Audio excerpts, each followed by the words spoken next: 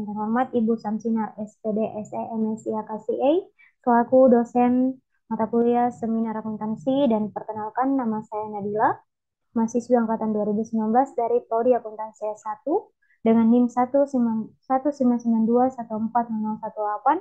Di sini saya akan mempresentasikan proposal penelitian yang akan saya lakukan yang berjudul Analisis Sistem Pemberian Kredit Konsumtif, Sertifikasi Modal Kerja Kontraktor pada PD BPR Batarama Sekolaka Utara.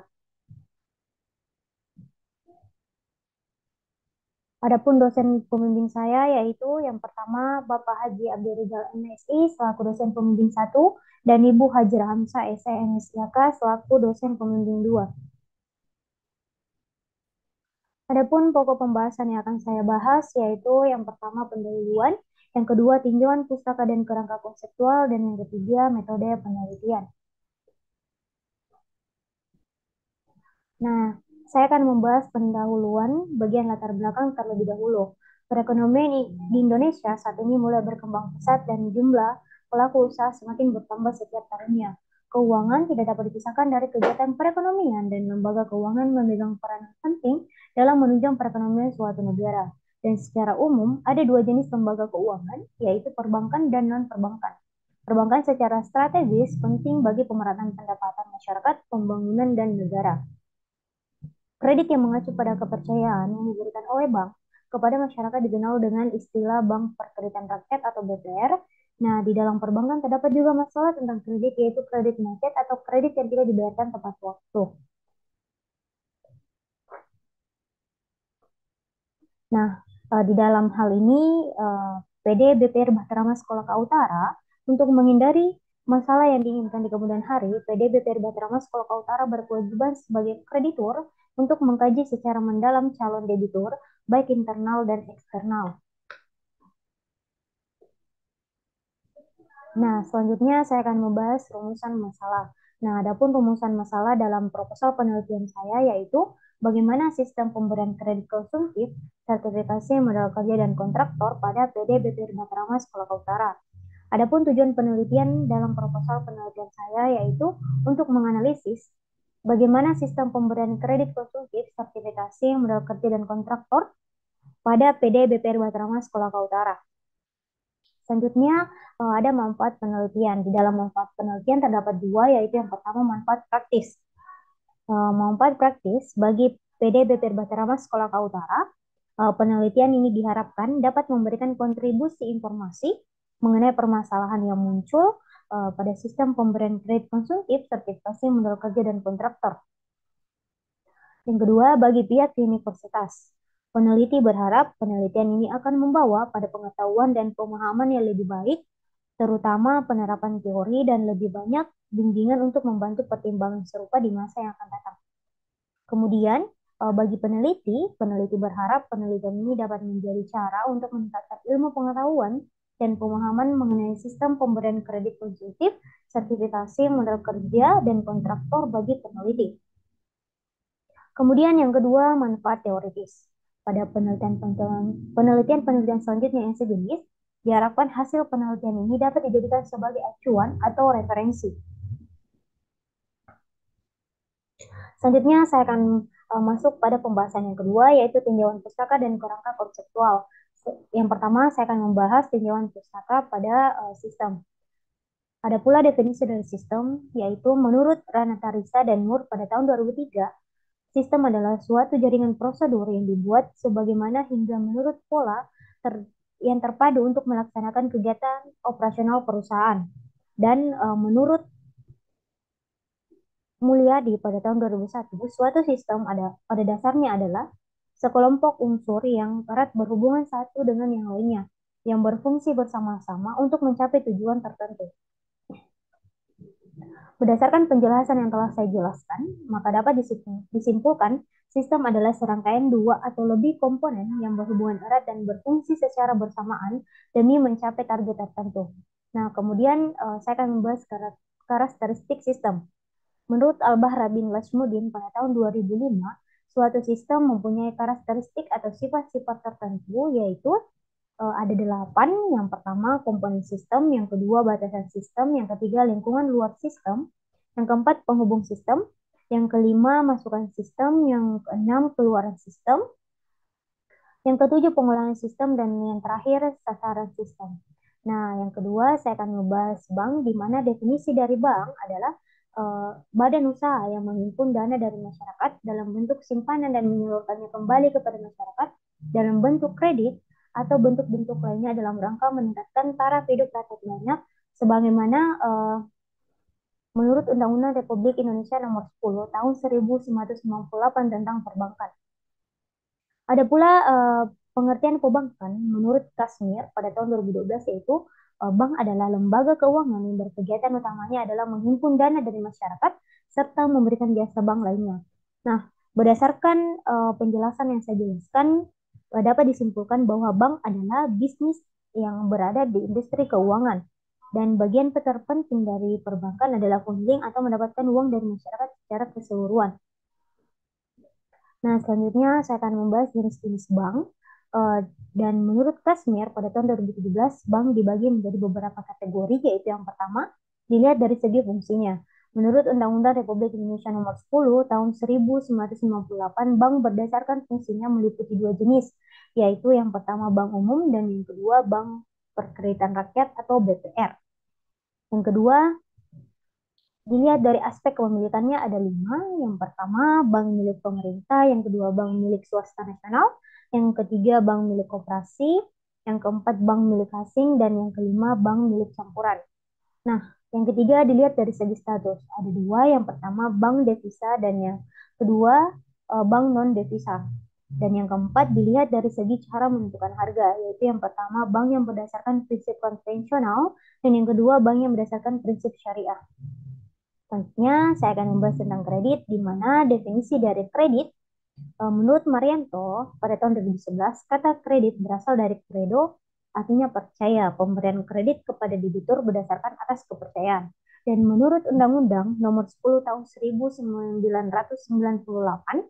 kredit diartikan sebagai penyediaan uang atau tagihan-tagihan yang dapat disamakan dengan itu, berdasarkan persetujuan pinjam-meminjam antara bank dan pihak lain dalam hal di mana pihak peminjam berkewajiban melunasi utangnya setelah jangka waktu yang ditentukan dengan sejumlah bunga yang disepakati. Nah, selanjutnya saya akan membahas tujuan dan fungsi kredit. Yang pertama, saya akan membahas tujuan kredit terlebih dahulu. Nah, secara praktis, alasan pemberian kredit yaitu menurut Kasmir pada tahun 2014, yaitu yang pertama mencari keuntungan, yang kedua membantu usaha nasabah, yang ketiga membantu pemerintahan. Nah, menurut Kasmir, fungsi kredit adalah untuk meningkatkan daya guna uang, meningkatkan peredaran dan lalu lintas uang, meningkatkan daya guna barang, meningkatkan peredaran barang,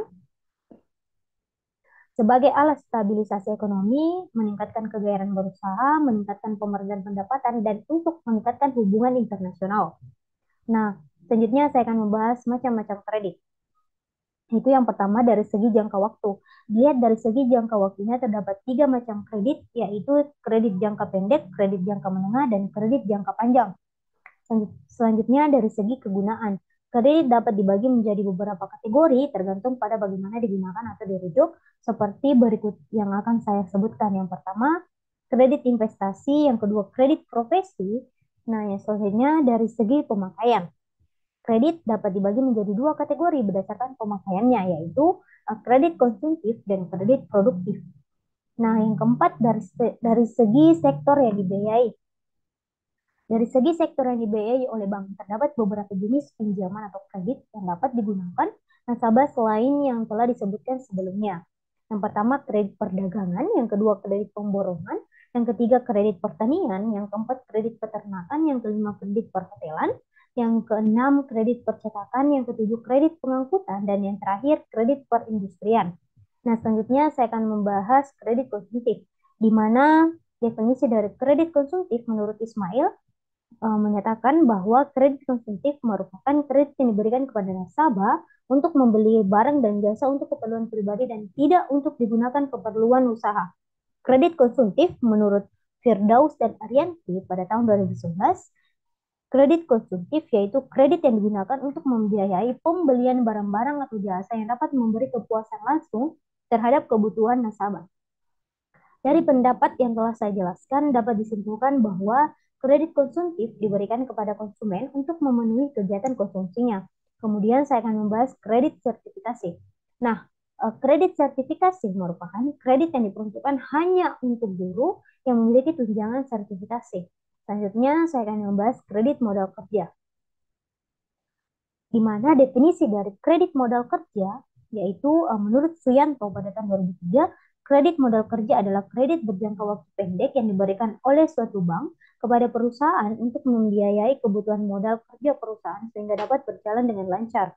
Nah, menurut Artesa dan Edia pada tahun 2006, kredit modal kerja adalah kredit yang ditujukan kepada nasabah yang mengalami kekurangan modal kerja untuk pengembangan usahanya. Nah, menurut definisi yang telah saya jelaskan, kredit modal kerja merupakan pinjaman jangka pendek yang ditawarkan bank kepada nasabah untuk membantu mereka mengembangkan usahanya. Dan kemudian saya akan membahas kredit kontraktor, di mana definisi dari kredit kontraktor adalah kredit yang diperuntukkan kepada kontraktor di mana masa pinjamannya yaitu tidak sampai dengan setahun. Kemudian sistem pemberian kredit, di mana definisi dari sistem pemberian kredit menurut Edi Rinaldi pada tahun 2019, sistem pemberian kredit adalah penyediaan uang atau tagihan yang dapat dipersamakan dengan itu berdasarkan persetujuan atau kesepakatan pinjam meminjam antara koperasi dan pihak lain yang mewajibkan pihak peminjam. Kemudian yaitu sistem pemberian kredit. Maksud saya yaitu Bank Perkreditan Rakyat.